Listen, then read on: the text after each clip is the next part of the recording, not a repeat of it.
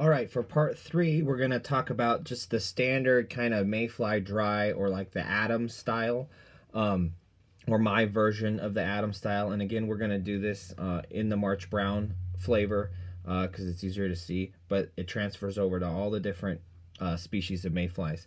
So this is going to be on a size 14 hook, dry fly hook, and we're going to be using the 6/0 brown thread. And this fly is used for when the hatch is in full bloom, typically, 20 to 40 minutes after the hatch is started, and there's just a huge amount of mayflies coming off and wafting at all different times, and they're just all over the place, and there's bugs all over the surface of the river, and you have fish just hammering flies all over. They're not being super specific, they're just kind of eating because there's so many bugs, and they're just taking the opportunity to fill up. This is the fly I use for when that is going on. And so I'm going to lay my thread base down. I'm going to work my thread back to the middle of the hook. And this is a moose tail fly. I like moose. And so you're going to need your moose, and you're going to need your little hair stacker to do the tail so it's all pretty. And you don't need a whole lot for the tail. A dozen strands or a dozen hairs or so is all you need. We're going to stack those. And this is kind of like your Adams style. I like the moose though because it's a stiffer tail. It helps the fly ride higher on the surface of the river, especially in the faster water. This fly is mostly, I use this fly when you've got fish eating aggressively out of the really fast riffly water. They're staged up only a foot or so underneath the surface, and they're hammering flies on a rhythm, every 15 to 45 seconds. You got this fish, just big slurps coming almost clear out of the water. They're showing their head, their dorsal fin. This is the fly I use when that is happening. So we'll get these hairs stacked. There we go. Alrighty. And you want the tail to be about as long as the body or so. Couple of light thread wraps, that way you can measure it out, pull it through if you think it's too long. That should do. The reason I tie it into the middle of the hook is because it gives you a nice base, gives the fly a little bit more body, a little bit more beef to it, and it also helps tell you where your wings need to go, because next you're going to tie in your wings. And a lot of times you'll tie in a split wing ahead of time first, but I like to do the tail. That way I don't tie the wings too far back, because the wings need to be in the top third of the front third of the fly. And so then I'm going to use mallard flank in the wood duck gold color for the wing. And you want to find a nice feather.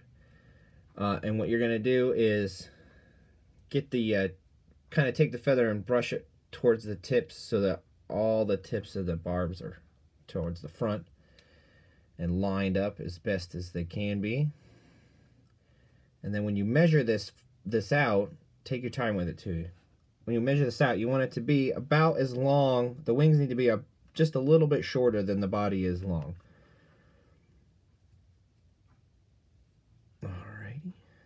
Right about there.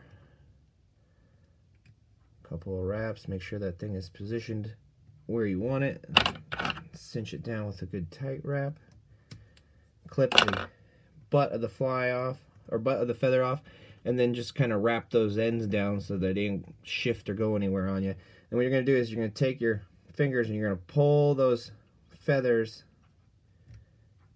backwards towards the back of the fly, bring your thread in front, and then build up a little base of thread right in front of the fly with a couple of nice tight thread wraps, and that's going to get them to pop straight up just like that. And then you can take your fingers or your bodkin here, and then you're going to part the feather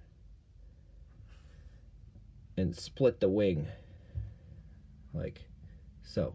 You're going to split it, and then you're going to do just a cross weave kind of wrap here to make sure that they don't move around and they're all separated and parted and look all pretty like that. And less is more, just a couple of thread wraps to make sure that they're where they're supposed to be. And then all you got to do is just grab them, pull them upwards, and give it a couple more wraps in front, and that'll get them to pop straight up. Then bring your thread all the way to the back towards the tail, and you're going to put your body in. So we'll get a little bit of wax here. And I'm using Senyo's Fusion done in brown, in Crusty Nail again. It's that brown and red and gold kind of color.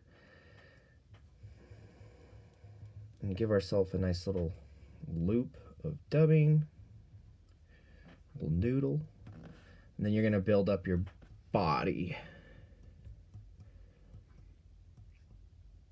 Now you want to have that nice kind of tapered look to it, and the nice thing is how you tie the tail and the wing in. It'll really give you a good base. And I actually put too much dubbing on there, so we'll take some off.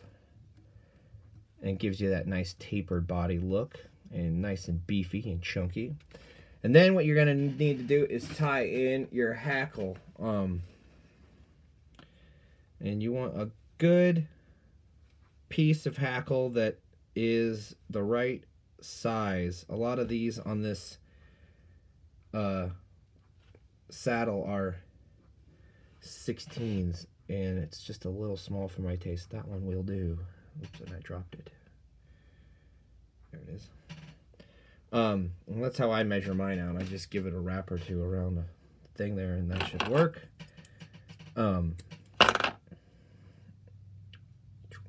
So you're gonna take some of the barbs off, clear the bottom end, and then I take one side off so when you get that first wrap, they don't get all overlapped and messed up.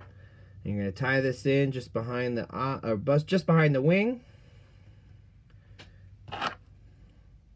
Clip the tag end off. Just another pinch of dubbing here to get yourself to the head of the fly. There we go. Pull the wings out of the way. Not quite enough. My proportions are a little off because I haven't tied in about a week. There we go. Give yourself a nice base to wrap that hackle onto, right behind the eye. Alrighty, and then you're going to spin your hackle vertical. You should be able to get 2 to 3 wraps behind the wing, and then 2 to 3 wraps in front of the wing. The more wraps you do, the higher it's going to ride in faster water. So I like to do at least 4 to 6 wraps on these flies. That way I know they're going to ride through that heavier, riffly water. And that last one, I'll pull the hackle feathers back, give it one more spin there. And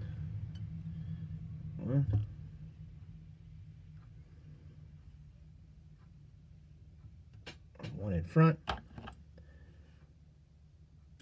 Clip that off. A little bunched up there in the front end.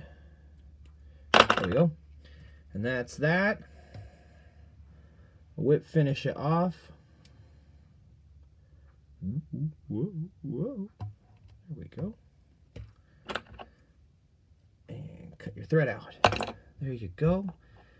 And then grab your head cement here and give it a dab. Alrighty. And that is kind of your Adams style dry fly for mayflies with the split wing, right? And it's got a moose tail, and that moose tail is really stiff, gets it to stay up in on the surface of the river. And this is when the bug has already hatched and is pushed its legs up and is drawing its wings out before it lifts off to fly away and take care of business and mate. This is the fly I use when you've got fish feeding out of the middle of the riffles. They're coming up from 2-3 feet down, and they're just hammering the flies because there's a plethora of them all over the river surface. This is the fly I use. And the reason why I use this one this one during that part of the hatch as opposed to the emerger is this one rides in the faster water better, and it's better for when you're targeting those fish that are feeding out of the middle of the riffles when the hatch is at its peak. But your kind of standard Adams style fly with a moose tail and a split wing and a little bit heavier hackle. All right. And on the next one, we're going to talk about the spinner slash cripple mayfly that I use for after the bug has mated and come back, taking care of business, and has died, and that's when fish eat those. So there you go.